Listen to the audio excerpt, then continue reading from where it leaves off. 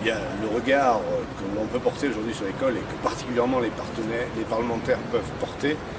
c'est qu'il y a un certain nombre de choses à résoudre, quelques situations un peu compliquées qui ont été révélées notamment par les tests PISA qui ont été menés récemment et qui montrent que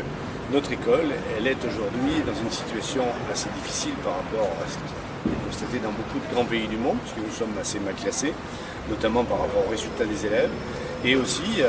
on s'aperçoit aujourd'hui que notre école, malheureusement, produit des inégalités de la société, alors qu'elle devrait être un correcteur. Elle est malheureusement souvent un amplificateur de ces difficultés sociales que l'on peut connaître dans la société.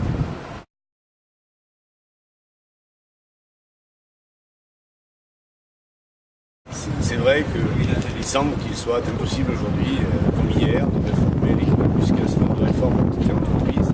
ont souvent soulevé des réactions de la part des enseignants, des parents d'élèves, d'un certain nombre de gens qui sont en partenariat avec l'école. En tout cas, il y a une nécessité de réformer l'école et je crois que la loi de refondation du 8 juillet 2013, qui a été voulue après 2012, est une marque de cette volonté de refondation. Il y a nécessité aujourd'hui de réformer l'école, de réformer les programmes, de réformer les rythmes scolaires et je crois que tout cela a été entrepris à travers la loi de refondation et se poursuit aujourd'hui avec la réforme du collège.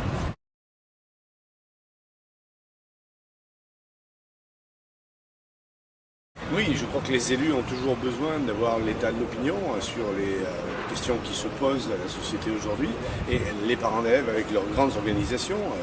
qui sont bien connues et puis celles qui sont peut-être un peu moins connues et qui existent aujourd'hui avec des moyens nouveaux, des moyens comme ceux que vous développez par rapport à la prise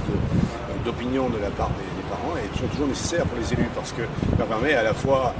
d'avoir une expertise sur ce qui se passe parmi les enseignants, mais aussi parmi les parents d'élèves et la perception que les uns et les autres ont les uns des autres. Et c'est nécessaire de savoir aujourd'hui comment les réformes sont perçues, souvent de corriger un certain nombre d'inexactitudes qui peuvent être dites dans les médias, et malheureusement il y en a beaucoup.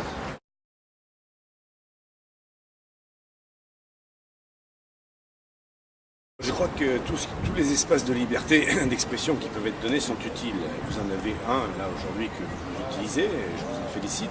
Il y en a certainement d'autres, mais en tout cas, tout ce qui va dans le sens de la meilleure connaissance de la volonté des réformes, de la volonté des élus, et aussi la nécessité d'éclairer les élus sur la volonté des acteurs du système éducatif, qu'ils soient les enseignants, qu'ils soient les parents, et aussi les élèves, bien entendu, puisque tout cela, en définitive, n'a d'intérêt que pour les enfants qui sont à l'école.